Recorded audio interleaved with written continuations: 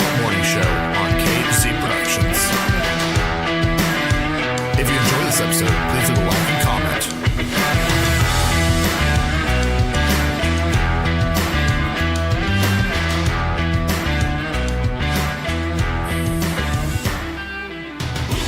Hello, this is the Grand Assault Morning Show with Jordan, Jared, Kale. He's joining us by Google Hangouts again. We don't have Kale in this week. She's in full con mode making her costume for MomoCon? Yes. MomoCon. So today we're going to be talking about Deadpool 2, talk about the Billboard Music Awards, film festivals here in Georgia and around the world because there's candies going on, and just anything else we can think of. So... And we were going to talk about the Batman Ninja. We still may, but that was kind of Kalen's topic. But we may still touch on it because, by God, that was a thing. It was a thing. So, Kale, why don't you go ahead and start us off talking about your experience at the Georgia Film Festival that you went to this weekend?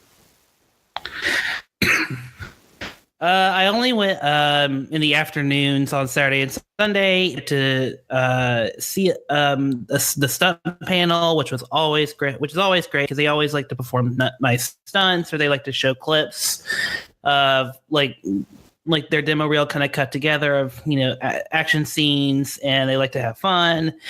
And then we saw the UNG short block number 2. And all the shorts were in, but the one that really stood out was Halfway. Now, Halfway won I think it was the jury award for best film, for best UNG short film. So it was a great film. Was that Alyssa Coleman's? What? Was that Alyssa's? Alyssa. No, it wasn't. Alyssa Coleman did win an award for staving off intention or something. I can't remember. I'm sorry, Alyssa. Sorry. But she did. Her movie did win an award, and then Gary Ivey won for A Fistful of Fangs. Oh my God! And then you didn't see, what? Yeah, I did some of the costuming. The cowboy hats and the ponchos and stuff were all mine. Oh, nice. It was. I got to see you class, and it was really good. But Sophia Halfway. I'll look up the full name in just a second. But Sophia's movie Halfway was brilliant. It's all in one shot where they just go around up and down or side by side a room with a girl who's basically clinging on to life in basically a purgatory. Gotcha. Purgatory-like state. And some of the other standouts were Tyler Brown's movie. And yeah, I'm sorry if I'm blinking on the titles, but Tyler Brown did a movie that was basically an experimental short of a couple, like they were being mugged and ultimately shot. It's like the very first scene of Batman v Superman. The director of Halfway, by the way, going back to that, is Sophia Estelle Kamak, I think. I'm sorry, Sophia, if I butchered it, but her movie was the one that won, and then I had a movie that was playing in that short block too. It was Death of A, and apparently people really liked it. And I'm not saying that just to boost myself. I'm saying people did come up to me and say they really liked it, and then a lot of stuff was really good. But it got better. It got really great at the end, and that's what I'll say about the UNG student were you able to watch the trailer for Dead Winter, which is a film that me and Jared? Yes. Yeah. What? Yes. It looks great. Oh my God, it's fantastic. It's an intense trailer. I think it's either coming out today or it's probably coming. It's going to be out by the time this podcast comes out. But it's fantastic. It's wonderful. It'll be out nowish. Yes. Yes. But the other films we got to see were shifting gears from the director of Dead Winter, Jason Wynn. That was a family movie, of family, father, son, car bonding, racetrack movie, with a great cast of character actors, and it was solid. It was fine. It's fine. It's fine. I'm not the big family picture person. For how much it cost, and also for the amount of time they had to film it. It's really well done. And then the other movie that played with the Dead Winter promo trailer, still was very well done. Was very well done. It's a beautifully shot movie. Kind of like spoilers. It's kind of like Tuck Everlasting, but the dark and gritty version of it. If you guys remember that movie. No. But yeah, fact, actually, no. Years is that Jason McKenzie wrote the coverage for that 8 years ago. Really? Which is hilarious because two part-time professors at UNG actually shared a connection 8 years ago, and they don't even know. Really? Interesting. It's like, so some of the things we were gonna hit on past this with the festivals. I was unable to go, although Kate was able to go to the entire event because she hosted it. She was doing a lot of the AV tech for it, and she said a lot of the shows were really well done. A lot of the movies were really good. they were. There was a lot of people there, from what I heard, and I hopefully will be able to go next year. I know me and Jared are trying to go to the Terminus Film Festival. Mm-hmm. That'll be later next month. And if we do, we'll try to get some coverage. I'll try to get some GoPro footage and behind the scenes stuff if I can. But I'm excited for Dead Winter to come out. We worked really hard on that, and I'm excited to see where it goes. I'm the assistant editor on that production, and we currently don't have a editor yet, but there is talks of it being possibly edited by alumni and or by Moonshine Post-Production in Atlanta. So we'll see where that comes out. Why don't we go ahead and move on to Deadpool 2? I figure that will take up a big chunk. We're actually going to have an interview with one of the filmmakers at the end of this that I'll be tacking on so you can hear. I did this earlier in the year, and we'll be listening to an interview with Ethel and her crew from one of the short films. I don't know if it was a festival, but they've been working hard on The Piece. And so we'll talk about that. Was that shown at the festival? I don't think so. I don't think so. But then again, it might have been shown on Friday. Well, that will be added at the end of this episode. Next week, we'll actually have an interview with Jared. That will be adding on to the end of the episode. And after that, we'll have a filmmaker, John Michael, on the next episode of that. All right. So let's talk about Deadpool 2. What was your initial thoughts, Kale? It's really funny, but like it really is. Like there are inside jokes throughout the wazoo. I mean, you really have to see this movie 2 or 3 times to get even 50% of what's going on in the movie. And but with that said, I can't deny I appreciated the simplicity of the first one, where it's really, because if you remember the first one, it's just him. It's just a love story. It's just a love story of him getting back to Vanessa, his girl. Yeah, that's the kind of simplicity of it. And Deadpool 2, it's like, I said this on Twitter last night, or maybe this morning. But I think Deadpool 2 is kind of like what Batman Returns was for the Batman franchise back in 1992. And I say that because Deadpool 2, it's very convoluted and it's very complex. And there's a lot going on in a less than 2-hour plot of the movie.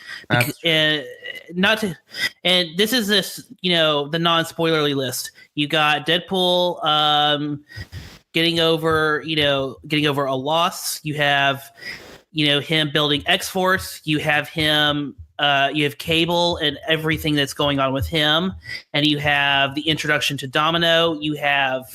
You're still continuing the banter of Colossus and Negasonic Teenage Warhead, and then you have. I don't think this is a spoiler, but Negasonic Teenage Warhead also she's in a relationship in this movie. I mean, there's this, and then you have the antagonist of the movie and everything that's going on with that character, and it's a lot going on in one movie, and I think the film just kind of loses sight in that when it's decided to have a very serious arc of the film. Because while I appreciate them trying to have a serious arc and trying to give Deadpool something to grow as a character, I think a lot of it got lost when we got to the third act.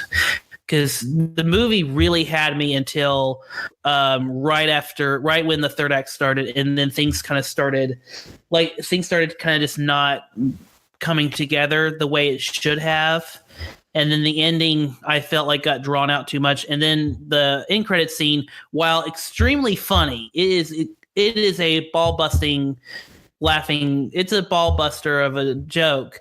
It also has problems because it kind of makes the whole movie pointless. Yeah. So I'm going to cut you off there just so we don't go into too much spoilers. All right. Give my review of it. Yeah, this is my non-spoiler review. So I think with the film, I think it was really well done. I laughed a good bit in it. I actually had spit take at one point. For those of you who have seen it, it's the Basic Instinct scene. Those of you who haven't, you'll understand when you get there.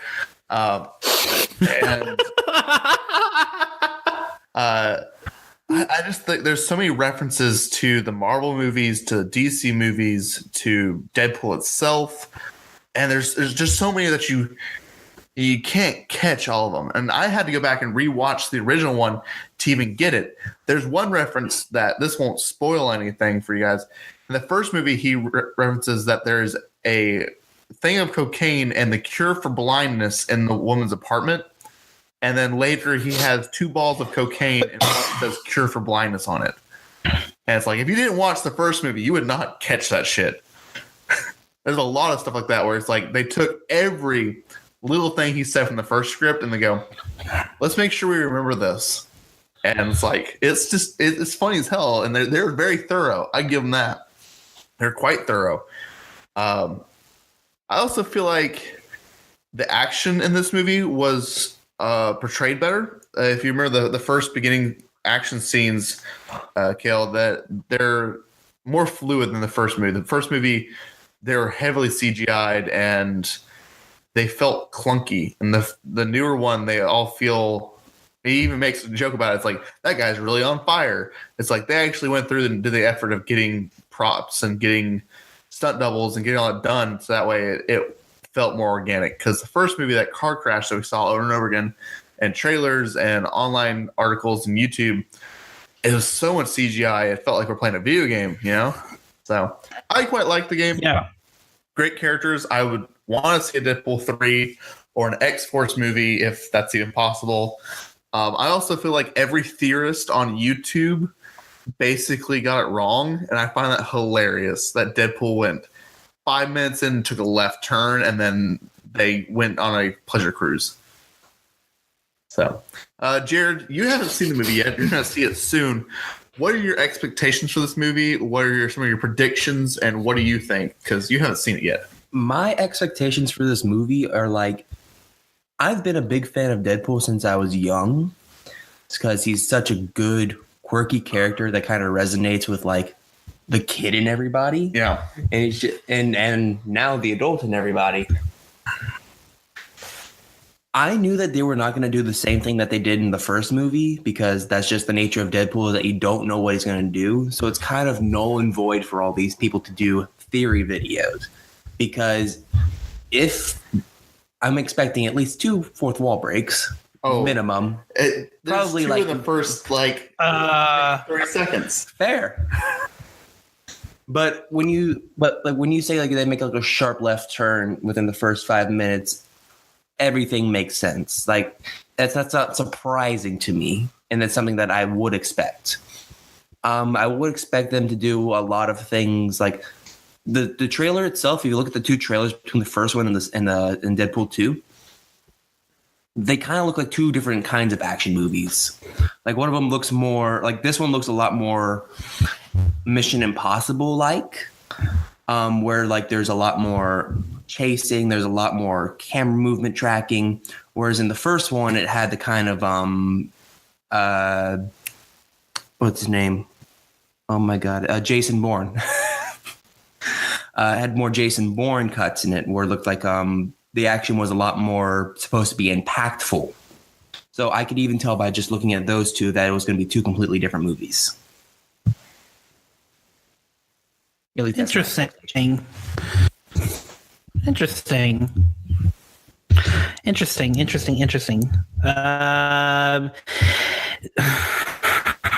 So to answer your question, Jordan, there is X-Force movie coming out before Deadpool 3. And it's going to be written and directed by Drew Goddard, who did The Cabin in the Woods. And it's supposed to be coming out real soon. Right? Probably around 2020. Interesting. So, I mean, the other part I want to talk about this movie is big, and they even make a joke about it in the movie about the first one, that it beat Passion of the Christ in R-rated domestic box office. This movie is getting pretty popular and pretty big, like the first one did. Do you think this is going to be set precedents, like we said last time, for more R-rated superhero movies? We had Logan, Please, which was on the verge of being like, it's R-rated, right? yeah, Logan? it's R. Yeah, but it was still R. But I think I want more like this, because like superheroes forever had a golden age, right? Mm-hmm. And we had bronze, gold, silver, also like that. And I feel like the beginning of Marvelous movies were, and Batman movies were the gold age. Mm-hmm. Everything's PC, everything's lighthearted. The first Iron Man movie, like the most you got was a little bit of blood on his face whenever he fell. It exploded a truck and you never saw a body, right? Mm-hmm. Yeah, they shoot people. There's no blood splatters. It was just people fall down. That was the golden age of superhero movies, where it was like, we're going to show people fighting, but no one's going to be like exploding and stuff. Then you got to the Silver Age, where you got to the new Batman v Superman, where there's like a little more grittier, a little darker. You had the Captain America Civil War, and what's the second one? Winter Soldier. It was a little darker, a little gritty. Yeah, show a little more action, bigger fight scenes. And I felt like that was Silver Age. We're getting a little grittier, a little darker. And then you get to the Bronze Age, where I feel like we're kind of at now, where, in Infinity War, a lot of people's contracts probably ended there. You know what I mean? It was like, it didn't end, but you catch my drift for people that haven't seen it. If you have, you'd understand what I'm saying. And it's been 2 weeks. And then you have like Deadpool, which is heavily R, Logan R, and you have the Justice League movie, which was a laughing stock. That one doesn't even fit into this category. But you understand what I'm saying? Like, we moved from being very PC, aiming to be as comic book friendly as we can, to now where it's like we're making a film. Yes, the reference material is meant for kids, meant for teenagers, but like we're making a film. And let's be honest with ourselves. If someone gets shot, they're bleeding. They're not shot on the ground, coughing a little bit, and then die. And I feel like that realism gives more of a moral standing for heroes. Because if your hero shoots someone and they fall down dead, you're going, okay, the hero shot like a bad guy. But if the hero has to stab someone and they're looking them in the eye and there's blood there and they feel that remorse, you're like, this guy's a human and he's going to have fucking PTSD when he's done. And you feel a connection with a hero because you're having to go through that with them. It's traumatic, but you know that like he had to do this because he is a hero. He had to kill such villain, and the villain had such motives. He had a reason of doing a thing. Thanos, believe it or not, is a reasonable villain. I loved Thanos throughout the entire movie. I'm like, Yo, this man gets me. But also He's the protagonist. think about this, like the villains in Ragnarok, they have their own motives and they have their own drives and they switch sides and they do things. And then Black Panther, the villain in Black Panther, Killmonger, he's not wrong. He just doesn't. He wins the moral argument. Yeah, he wins the moral argument. And you go, well, you know what? And then what's the guy's name? The guy with the weird hand. Claw? Oh, Claw. Ulysses Yeah. Claw. I loved him as a villain. He was so nice. he was weird, quirky, evil, but at the same time, you look at him and you go, you know what? I'd have a beer with him. And it's like Fair. the villains are becoming humanized. See, another thing that we need more of is how like Killmonger actually influenced T'Challa. Yeah. He went to his father and said, "You are wrong." Yeah. Like he'd been raised to know one thing, and then he had a revelation. He changed as a person because of the villain, not because he needed to save somebody. It's called because he understood the villain's point of view. It's called a character arc. Exactly. And the first films didn't have that. At the beginning of Iron Man, what is he? He's a rich weapon dealer. At the end of Iron Man, what is he? A rich weapon dealer with weapons attached to him. Well, I actually don't think that Tony Stark was the best person because out of everybody, I think he has the greatest character development of any of the Over Marvel time, superheroes. yes. Over time. But in the first movie, he did. And Captain America, love him to death. He's a great character. But he goes from a plucky New York kid to a plucky New York kid that got both legs. That's the correct one. You know, skinny kid to kid with the both legs that's still in the military. Either way, it's the same. And you look at Thor. The first Fair. one, arrogant Asgardian. But At the end of it, he's an arrogant Asgardian with a human girlfriend. Like the first ones, there's no character changes. They just introduced the characters. In the other movies, they did do a character arc. And Thor has now become one of my favorite Marvel hero in the cinematic universe because he's got so much depth to him, so much trauma. But like those first original movies, there was no change, you know? And like the Batman movies, the original trilogy, I love them to death. They're great. Well, not the original trilogy, you know what I'm saying? Like the Nolan ones. Yeah. They're great. They have a lot of things going for them. But it took 3 films for that character to change slightly, you know? So, I mean, at the end of the last one, he's like still Batman. Even though he retires, he's still Batman. And so it's like we need that character arc. And then Deadpool, as we were talking about it, he does change a little bit, you know? He goes from thinking all about himself and thinking about the person closest to him to thinking about other people as people and how to affect them and how to help them. Yes, it is a comedy, action, you know, a weird movie, sci-fi. It's all different kind of genres. But he has a character arc. He actually changes, you know, weird way, but he changes, you know. And I think that's what we need in these movies is where heroes can be impacted by their villains and the villains can be impacted by their heroes and consequences exist, and they're not just like at the end of the day I'm just getting rid of one of my CEOs that took my tech, you know. It's like if I don't do this, people are going to die, you know? So I think Jordan, I agree with you on Deadpool 2, but all the other Marvel Cinematic movies, like the one you just mentioned with the first Iron Man, I completely disagree. Because with Thor and Captain America, their arcs kind of grow. Particularly Captain America, his character arc is over the trilogy of the Captain America trilogy, and then Thor changes at the end of the first movie because he learns wisdom. He learns, you know, wisdom and humility, which is something he didn't have before. And but I mean, I can say that, you know, also, but I can say to your point also that applies to that it applies to characters like Ant-Man and Doctor Strange, but then again, we don't have any, you know, overarching, you know, trilogy arc to kind of base off of what they're going to do. So that's true. We're Ant-Man 2. Yeah.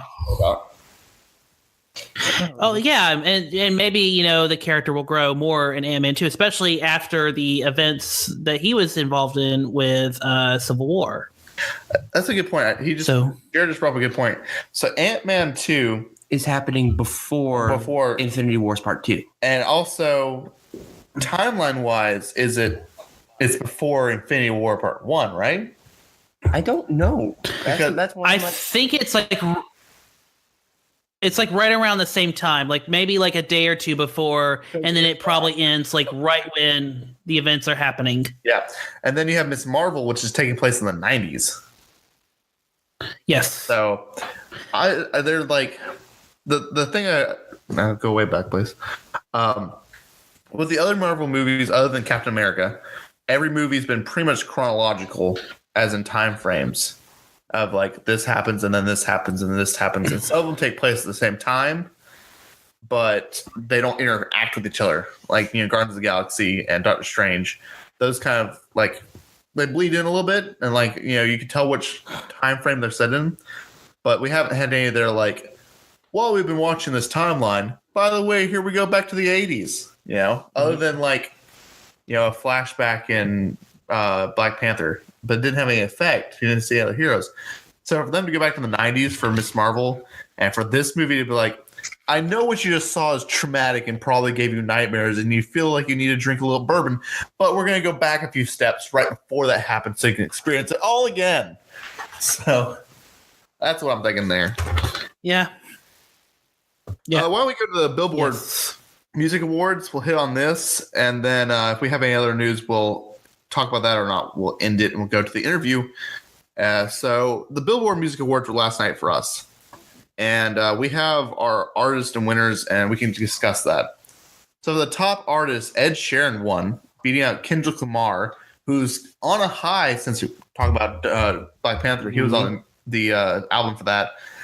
Also beat out Drake, Bruno Mars, and Taylor Swift, which I noticed there, Ed Sheeran's the only one in that group that really produces something other than pop or rap. And it's Ed Sheeran. Yeah, it's also Ed Sheeran. It's Ed freaking Sheeran. What do you think of that, Kale? Listen to a lot of music. I do listen to Ed Sheeran from time to time. He did the song for Desolation a while back. Mm-hmm. He did. Yeah. So for new artists, Khaled won? Is that DJ Khaled? Yeah. Also an artist that worked on Black Panther. Oh yeah, he did work on that one. Billboard chart achievement award went to someone that I don't know, and they beat out some other people I don't know, other than Sam Hunt and Ed Sheeran and Drake. See, Ed Sheeran won top male artist, which he beat out pretty much the same people that he did before. So there's Post Malone was an option on that one. Taylor Swift won female artist, even though I don't know what the hell what'd she come out with this year? Look What You Made Me Do. That came out this year? That came out last year. Late last year. Doesn't deserve the award for that. Exactly. Top duo group was Imagine Dragons. Yeah. Or top duo / group. Yay. Yay for Imagine Dragons. I agree that Imagine Dragons is really good, but Chainsmokers was fire this year. They had multiple really good songs come out. And I don't understand what the hell U2 did to this year. U2 released a new album, but whatever. Top Billboard 200 artists, Drake won that, beating out Kendrick Lamar, Ed Sheeran, and Taylor Swift. So, Hot 100, Ed Sheeran won again. Top streaming songs, I don't understand how that's it's probably like number Spotify. Gotcha. Or like top Spotify artists. Kendrick Lamar won that. Top song That's sales. Probably because of Black Panther. Yeah. Ed Sheeran won again. Perfect. Top radio song, Perfect. Ed Sheeran won again. Top social artist, BTS, which is a Korean pop / rock / they're a little bit of everything. They're a really cool band. I suggest you listen to them. They're very fun to listen to. They got great dancing. Watch music videos. They put a lot of effort into them. They put tons of effort in Korean music videos. They're fun to listen to. They're cool to work out to.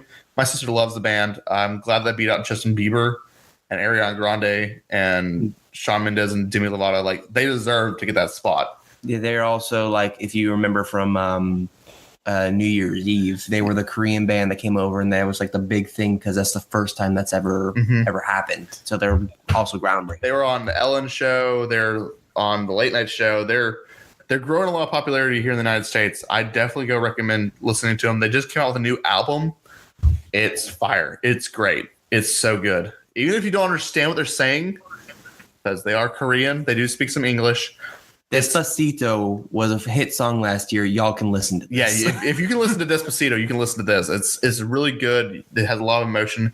And a lot of places on YouTube will have the lyrics underneath. And so you can figure out what they're saying in English. Top touring, U2 one. U2 will never stop touring. No, it will not. R&B, Bruno Mars. I can agree with that. Figured. It'd be a weekend, though. But it's Bruno Mars. It's Bruno Mars. R&B is male, Bruno Mars. Bruno Mars. I don't even know who the female artist is. SZA. Listen, it's the three contenders are Beyonce, Rihanna, and somebody who's not those two, so I'm glad they won. Fair enough.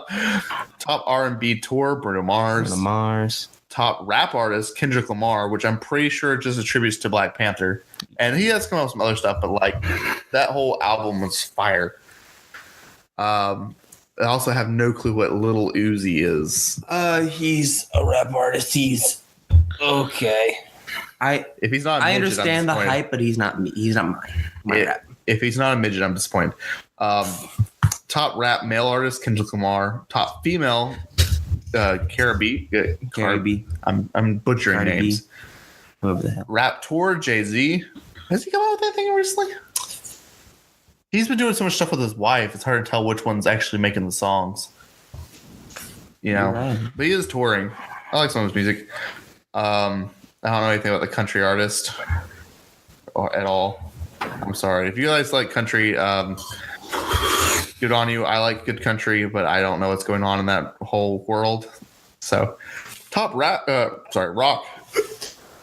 Imagine Dragons. This is kind of interesting to me because for the top rock artists this year, we have Imagine Dragons, Linkin Park, Portugal the Man, Tom Petty and the Heartbreakers, and 21 Pilots. And two of those have the dead lead singer. You right. So they couldn't get the awards. We have Tom Petty and the Heartbreakers going up against Portugal the Man. We need to have a kind of new definition of like Rock. Because I believe 2 years ago, Cold War Kids won. Yeah. And they're not rock. They're like pop. They're like pop alternative. A lot of these things are pop alternative, and they're just getting like thrown into these categories. And really, the only two I could see here, I can see Linkin Park as rock. I can see Tom Petty and the Heartbreakers, of course. But 21 Pilots is 21 Pilots is not rock. They're alternative rap something. They're But 21 Pilots. the only time I've seen a rock artist that won, and I'm like, yes, they are rock, was Jack White a few years ago, where he won top rock album. That one was like, yeah, of course. Of course. He owns Third Man Records, a rock album. They also do comedy, they also do folk, and they also do blues. But either way, he deserved that one. And like going on to Latin artists, that's now a category. I didn't know that was a category. I don't know anyone in it. Chainsmokers won top dance electronic artist. I can agree That with makes sense. That makes sense. Christian artists, Mercy Me. What? Okay, go. There's gospel. Kendrick Lamar won top album for Damn. Period. Damn. I mean, it seems like the same people won over and over again. Top soundtrack, Moana won, and they beat they beat Guardians of the Galaxy 2. They beat The Greatest Showman. They beat The Greatest Showman and Black Panther. Fast and Furious was on that list, but I understand why they lost. But Moana, like, listen, Disney. I know you got the game down on musicals. I know that is your bread and butter since the dawn of time, but they beat out. I watched Moana and went, okay, this was nice. I watched The Greatest Showman once and bought the album. Moana, I like Moana. It's a great story. But It's great. It feels so copy and pasted from other Disney movies. It's generic. Pocahontas. It's not that impressive. Don't get me wrong. I love the culture they showed. I like the music was great. The Rock did a wonderful job in there, but it's not award winning. I don't feel like it's a great movie. It's just great movie. How did that make it in? That came out like almost 2 years ago. No, it came out the beginning of this year, didn't it? No, Moana came out in 2016. Yeah. No, it did not come out in 2016. Yes, it did. Did the album just not come out till 2017? Yeah, 2016. I guess. How did that make it on the list? That's a good point. How the hell did that get on the list? How is it not on last year's list? To be fair, we just talked about Tom Petty and the Heartbreakers. That's true. But I still don't agree with it. Bruno Mars won top R&B album. Top rap album was Kendrick Lamar. Top rock album was Imagine Dragons. Basically, anyone that won the single division won the album division, because that's kind of how that works. So, what do you think overall of the awards? We'll wrap this up. What do you think of the winners? Congrats to Ed Sheeran again. He's a great artist. He's always been a great artist. Most of his stuff is just completely beautiful. The man cares about his music. He has talent, and he knows that he has talent, and he doesn't force it. Does that make sense? He doesn't try to make an album to sell, because actually, if you look on iTunes, Shape of You, Galway Girl, and what's the other big one from the Divide? Perfect. All of them are actually cheaper than the rest of his songs. He goes the cheapest possible for those. I think his ability to adapt to different styles of music helps a lot, because Galway Girl and Perfect are like two different styles of songs. Yeah. So, for rap artists, R&B, and everything like that, that's kind of what I figured. Bruno Mars is still top of his game. There hasn't been a whole lot of artists that have come out this year that, I look at it and I go, yeah, that's great. You're up and coming. You're doing good. A lot of them have been really trash, especially in the rap and I guess if you call it rap, it's more like just making weird noises and repeating yourself. It just doesn't feel like there's an impactful community, because everybody's coming up on YouTube and coming up on SoundCloud. And it's like, that's not how we used to do it back in the days. And I feel like they're polluting the industry with just junk. What do you think, Kale? Congrats to all the winners. I'm still wondering why didn't that make it in last year? I guess I should do some digging. And then, congrats to everyone. I'm sure I guess I should listen to the Chainsmokers, because apparently they're really good. And yeah. That's my thoughts. I don't. The only artist I feel like I forgot about, Childish Gambino, who's going to be our new solo. Well, not solo, but he's going to be in the solo movie. He's mentioned a few times, but he didn't win any awards, which I feel like after really listening to him, I loved him when he was on TV shows. He's a great actor, wonderful actor. And music-wise, he's got a lot of talent, but I feel like he's under the radar with everything he does. He gets in the spotlight, and everyone's like, oh, that's so great. And then he disappears. And it's like, he doesn't get that much respect that he needs. I know there's probably going to be a big talk about came out with This Is America, but I feel like that's not so much a song. It's more of a message. Yeah. I don't think it's an award-worthy song. And also the music video the visuals in the music video land harder than the song itself. Yeah. Mm-hmm. Which is what I'm saying. It's a message. It's not so much a song. I think if you heard the song by itself, you'd be like, oh, okay, this is cool. It needs that music video. Whereas some of his other songs, like Sober, the song itself is beautiful, but adding that music video on there is just another layer. All right, well, we're going to wrap this up. If you're listening to the iTunes version, you will hear an interview after this I did with the crew for the piece. If you're watching us on YouTube or listening to us on YouTube, since we don't have video going today, we'll be wrapping it up. So thank you for listening. This has been Jordan. And Jared. And Kale. And he's breaking out. Sorry, the audio for this week is still a little shaky. We're still trying to figure things out. We tried to go with the soundboard and microphone to fix things.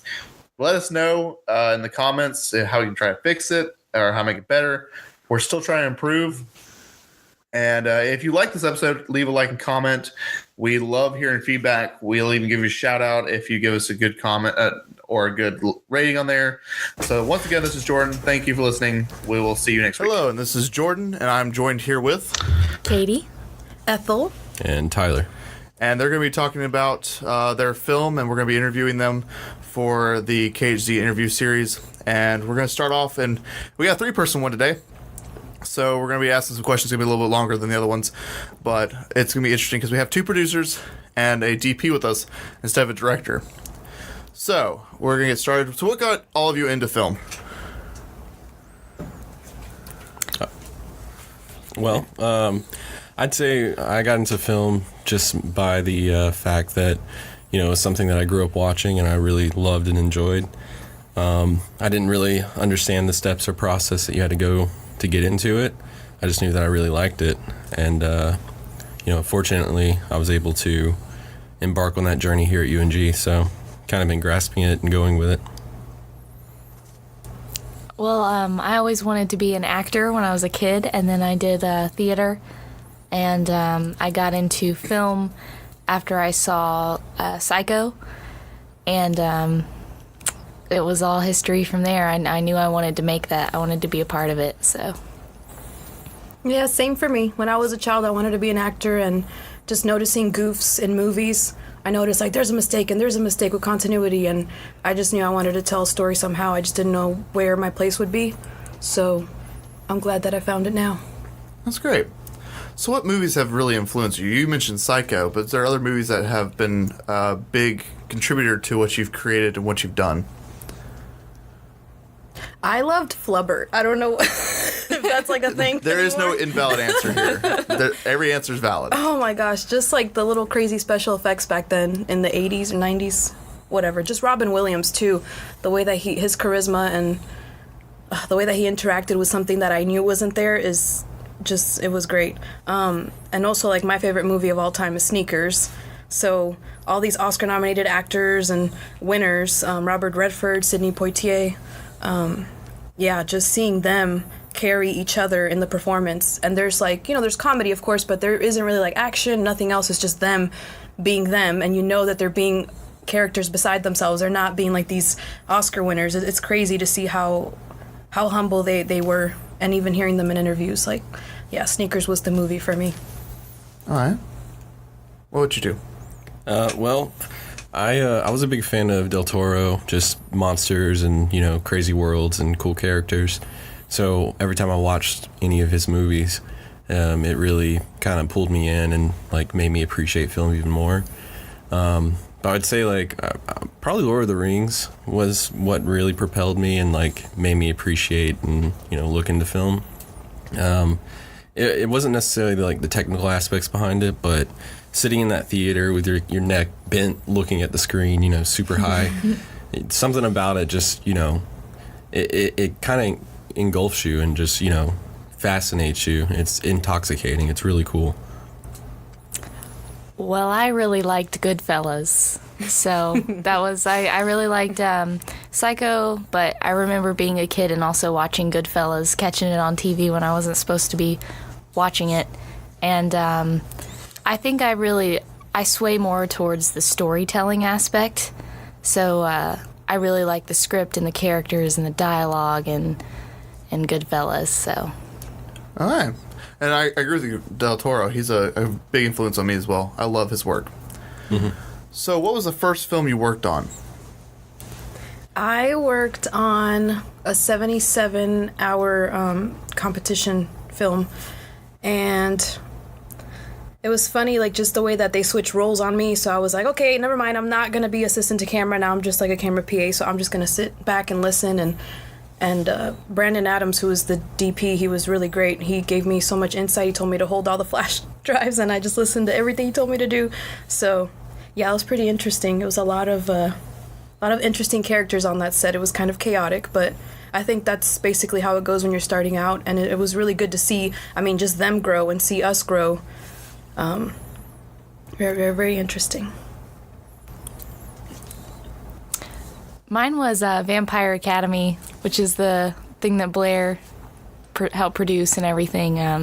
That was a really great opportunity for me to network. I met almost all of my film friends that I have now on that set, and I learned so much. I worked as sound. I helped with a little bit of the camera stuff, camera team. Like, it was just, I got to do a lot, and I met a lot of great people. And my first film experience was on a music video here at school. Charm You Yet, I think it was the name of it. It was pretty interesting. I was a PA and really had no idea what was going on, but I just stood there, asked questions, worked when I was supposed to, didn't pull up my phone and text, and that was like, the big thing for me. And then after that, I kind of helped out on like small promotional stuff. So, all right. So, what would you say would be your favorite moment on a film? What is that aha moment where you sit there and go, "Yes, this is why I love doing this"? For me, it's those long days. There's nothing like being on a film set for 12 or 14 hours and just dragging through it, with every single person that's there. At that point, even if you don't really know the person, you're a family, You're going through the motions, you're experiencing the turmoil that is happening on set and all the good things too. So I think that's probably my favorite, being on that film set. My aha moment while watching a film was definitely at the end of Psycho when, the plot twist. I remember sitting in the theater because I saw it for the first time in theater. They were doing like the replays of the oldies. And I was like, this is why I love storytelling, because I just did not see it coming. I was probably one of the few people that did not see it coming. And I just felt just like this warm, fuzzy feeling inside. What would you say your favorite moment is on set, though? On set? Yes. Probably seeing connections that people make. I like building the teams. That's why I like to do producing. So if I, put together this team and then they end up working really well together, I kind of like scream a little bit because I'm like, I did that. I knew you guys would work well together. It's like a movie set matchmaker or something. What about you, Ethel? Yeah, my biggest aha moment would be, and I was kind of thrown into producing on somebody's assignment, directing 2 class, and I didn't show up on the first day, and I heard that everything went well except like an actor was probably coked out or something, and that was interesting. I was like, okay, well, we're gonna have to deal with that, or we don't have to deal with that because the second day he wasn't there. But I was on the second day, and I realized that the hero prop, which was a guitar, was supposed to be like on the set in like a couple minutes, and I immediately, as a producer, had to go and get one of my PAs to drive with me to go to the person that was supposed to be on the set who didn't show up with the guitar and get it from him, and even had to pay him. It was ridiculous. Like, honestly, my director didn't even realize what happened. He was just like wondering, like, where are you guys? And I would just, just calmly lie. It's like, we're just gonna get some coffee real quick. We'll be right back, and we're gonna get that guitar too. So no worries. So the fact that he didn't have to think about it, and I had to think about it, troubleshoot really quick. That was my biggest moment. Like, I need to do this. I need to find solutions for these people so they can do their creative stuff, because I now know that I am no longer in the creative. I don't need to be in that section. So, yeah. And what kind of stories do you guys like to tell? For me, I was always into comedy. It's very hard to write or to read a script that's comedic and to actually be okay with it. Like, okay, I can produce this. So now I'm more open to any kind of genre. It's very interesting. This is my first dark comedy that I'll be working on as my final assignment, but I've worked on horror, and I've worked on, I think it was an action one too. It's a drama as well. I forgot. But yeah, so comedy's like it's pretty tough to write comedy. So to actually read it and then see it on the screen, sometimes it's different. It's just the actors basically doing their thing and making it different. You gotta be very charismatic to make it work. Yeah. I would say dark dramas, dramas in general are my favorite. I really enjoy anything that, kind of pushes the boundaries of your mind. So sometimes experimental if I can. But for the most part, just dark drama or drama. So. All right. I like dark comedies. I like to write them and produce them. I love everything about them. Dark comedies for the win. So across the board, some kind of edgy sense to a film. Yeah, that's what I'm getting here. We're a bunch of angsty We're teens not at heart. normal. And you guys all have positions on a film. We're going to go ahead and kind of mix some of these questions up. You guys want to talk about the piece and what you're doing on it and what's been the process for that for the listeners? Sure. Yes, I'm producing, and what can I say? Every day is another thing. You always have to make sure you're on top of everybody and also on top of everything. So I knew from the beginning that I could not do this by myself, and I just added another co-producer. Madeline Pearson is also co-producing with us, but Katie here, she's been a godsend. She always makes sure that these guys communicate within their own department, and it's just one less stress for me, so I'm really happy that I have her. But yeah, producing is what I want to do, and I'm really excited about just seeing them do their thing on set. It's going to be great. Yep. This is actually the first dark comedy. Is this the first dark comedy you've produced? Because this is the first one, and I'm so excited about actually being able to do a dark comedy. So, yeah, but I'm helping co-produce, so type a lot of emails, do a lot of communicating. Yeah, the as director of photography, the process, is constantly changing as pre-production all goes along. But currently, I'm working on helping build that world with the storyboards and creating my shot list and everything. The cool part that I've seen is, the fact that you do see that world unfold. You do see the story unfold as you build the storyboard.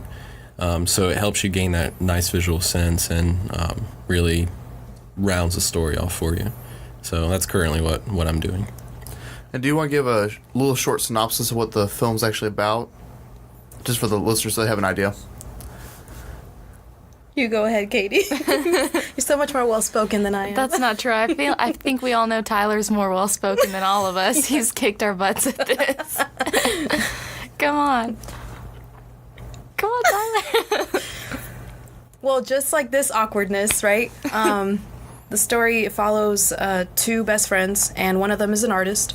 He decides to tag his whole graffiti up on the wall for everybody to enjoy, and he's very hopeful. He wants to be loved, basically, or appreciated for his work, and his best friend Clint is just not having any of it. He knows that this guy sucks. He's not a great artist, which is true, and so the artist goes off and buys some supplies, and he just goes away from this world, right? And we have Clint, who stays behind, and then all of a sudden these group of thugs come in, and they think that he's the artist, has destroyed basically everything, and has like an ulterior motive. He's got another gang started up, so now they create like this whole misunderstanding, and this war begins, and now how is Clint gonna get the hell out of this? We don't want to give away the ending, Of so course. you'll have to tune in. That's very interesting. Yeah. So, two more real questions, and then we'll get into where you can do some shout-outs and stuff. So, what would you say is your favorite film you've ever worked on or worked with? As I see them all kind of think for a second. I would say my favorite film-related project would be a music video I did called for Don Bracco. Come Out to LA was the title. I actually seen that one. It's very, very good. Yeah, it was a great experience. I mean, long hours. I think we worked maybe 60 or 65 hours in 3 days. But we had a really, really talented team that was there, and we really owned that video just as a team. I felt like the director and the DP had their vision, and we executed as best we could for them. And I think it's a project that people can be proud of, and the artists can be proud of too. So I secretly had that song stuck in my head for like 3 days at work. yeah, it's so catchy. Everything about it's super catchy. Just shake. Stay in Hollywood. Stay in Hollywood. No, stay in Hollywood.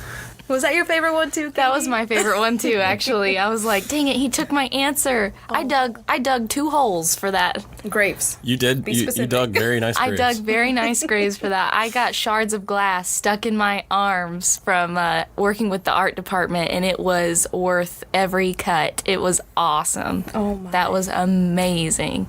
So much fun. Everybody communicated so well. It was great.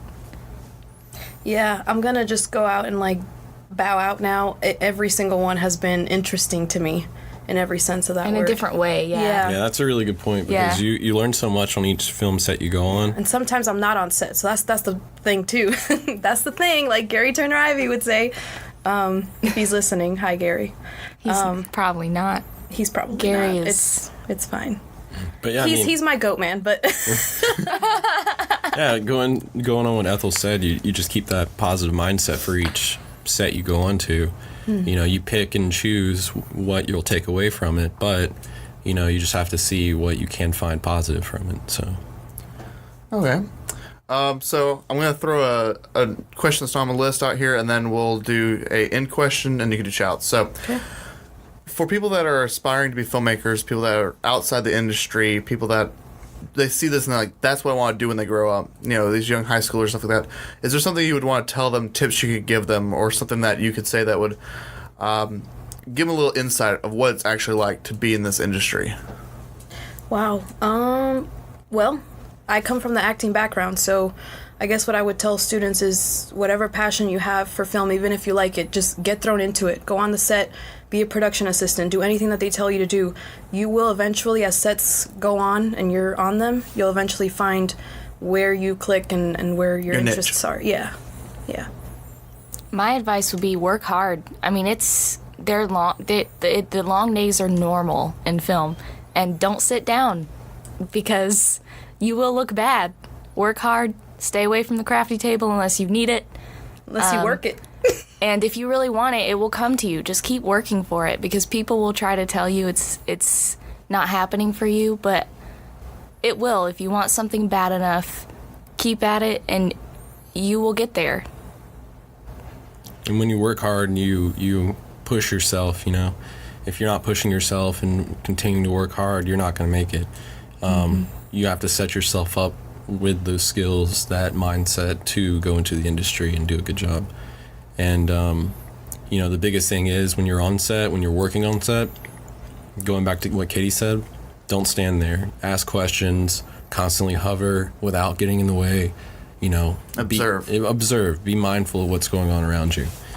Because, you know, we're always learning stuff in life, and, you know, those lessons that we get taught and the things that we apply to it, we have to pick up somehow. So, you know, you have to be aware, you have to observe.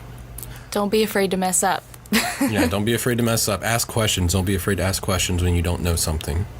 All right, as we do with every one of these interviews, we have a special in question that is unique to each, well, person or group in this chance. This one will have two because we have a DP and producers. So for the producers, you can answer this together or separately, however you choose. Would you rather have an unlimited budget but be stuck with amateur actors, or the perfect cast in a small budget? See, I'm over analytical, so what do you mean by amateur cast? Are they bad? Because I know a lot of... Not bad, but like have no formal training. Or you can go for like your George Clooney's and stuff like that, but have like a super small budget. So big budget, but have to have small actors, or big actors and very small budget. I would go with small actors, big budget. Well, you have the same That's a thing? great question. That's a 2 thumbs up from me. Yeah, if you have to deal with professional actors and a small budget, good luck. They're either going to be divas or you really are going to have to provide just to feed them, and that is near impossible. You can't do that. I know It'll many, come out of your own pocket. So many amateur actors that have really great potential. But you also- can buy them a class with your unlimited budget. yeah, also in that sense, I think Tyler can agree with me. The bigger budget you have, you can put into, you know, the tools. And if you have a great DP and a great director, they're going to be able to make those shots where maybe put more inserts of objects instead of, you know, putting the actor on there all the time. Or, you know, if one of them can at least just react, then we can cut to that, you know. So, yeah, unlimited budget for sure. The actors you can work around always. Lots of great actors haven't made it yet. We can get our hands on some of them. And there's a lot of great actors that have made it and they're not good. So, True. there you For go. the DP, if you could have a dream camera, what would it be? And if the camera doesn't exist yet, what would you want features for it? Right now, I've really been looking at the Arri Alexa. I would love to have that. And I just look at the price and I'm like, okay, maybe one day. Honestly, though, as far as cameras go, I feel like each camera has something to offer. You kind of have to figure out the limitations for it and, see how you can push that camera to its best ability. So, okay. So this is the part where you guys do shout-outs, talk about anything you want. If there's any social medias you want to plug or any events or the film, you want to talk more about the piece, you're welcome to. This is your time to shine in this area. We're going to talk about social media? Yeah, Katie, go ahead. Follow us on Facebook, The Piece. Or Instagram. Or Instagram, at The Piece. We also have a GoFundMe if anybody would like to donate to that. It's gofundme.com/the-piece. And it's, don't feel obligated, but any little bit helps, and it's your way of being a part of building student films. It's incredible. It's an incredible process, and it's an incredible thing to be a part of. So, yeah, we have a dream. A lot of people wake up each day with dreams, and fortunately, we're able to, have the resources for what we have and try to accomplish it. But like Katie said, it does take money to feed people and acquire certain things to make it happen. So. Do you guys want to plug your own personal, like Twitters or anything like that, so they can get a hold of you guys that have questions or want to reach out to you? I'm usually more active on Facebook than anything else because I'm about 45 at heart. So my Facebook name is KATEY space MAUGHON. So if you need to message me or, just want to say what's up, or if you're feeling down, just talk to me. I'll talk to you. And you can also, add me on Facebook if you want. Tyler, TYLERE, and Brown, BROWN. All right. I have a Facebook. My name is Ethel Nunez Suazo. Y'all can look that up however you want to. Don't talk to Ethel. Yeah, She's... I don't have time. I'm just kidding. I will have time. I promise. No, yes, I'll give you advice if you want it, but I feel like, you'll do fine on your own. I promise. I do want to thank, lastly, as a main idea here, I went to Georgia State for film, and I realized that they were putting a lot of their money into research and just giving us a textbook and read this, and you're not going to be on a set with your fellow students because why would you do that? What? And you can't touch the cameras. They're there, they cost $50,000, you can't touch those things. So I decided I'm going to have to just choose a cheaper option, and University of Georgia, North Georgia was there. I'm sorry, not UGA. UNG was there. And yeah, I think I made the right decision, but also I believe that everything happens for a reason, and I met these incredible people, which I hope that in the future we definitely get to work on things past school. So I really want to thank UNG for doing that, and Dr. Jeff Marker for sure for hooking us up. Thank you. Yeah, we have an incredible film program here, and it's something I always brag about when people are like, well, I got accepted into, this really expensive... I wasn't going to say the name, but I got accepted into this really shade. expensive... Yeah. But, that stuff helps. It helps to have 20 Reds available to you, but I think what we have here at UNG is something way more special. We have this incredible team of people that will work together to accomplish so many goals. We have a great ensemble here, and it's something that I'm so happy that I didn't go to SCAD.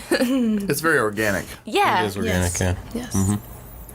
All right, well, we're going to end this off. This has been Jordan. Katie. Ethel. Tyler.